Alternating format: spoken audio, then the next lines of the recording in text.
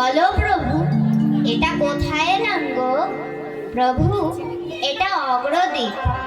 আজ আমরা এখানেই বিশ্রাম নেব।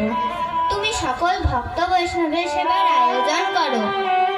সেবার আয়োজন হলো, সকলেই প্রভু সেবার অন্তে প্রসাদ পেলেন।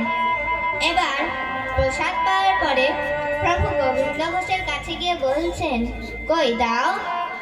কি দেব প্রভু? মুখ শুদ্ধি দাও গোবিন্দ। কাল তো নিজের কাছ থেকে হরিতকি সঞ্চয় করে রেখেছিল, আর আজ যখন গোবিন্দ ঘোষ প্রভুর সামনে দাঁড়িয়েছে, তখন প্রভু বলছেন, কি হলো গোবিন্দ, দাও হরিতকি। এবার গোবিন্দ ঘোষ মনে মনে ভাবে, প্রভু তো বলেই দিল, আর কাল মুখ শুদ্ধিটা চেয়েছিল, আর আজও মুখ শুদ্ধি চাইবে। দাঁড়াও দাঁড়াও প্রভু, দিচ্ছি। এই আগামীকাল যে হরিতকিটি সঞ্চয়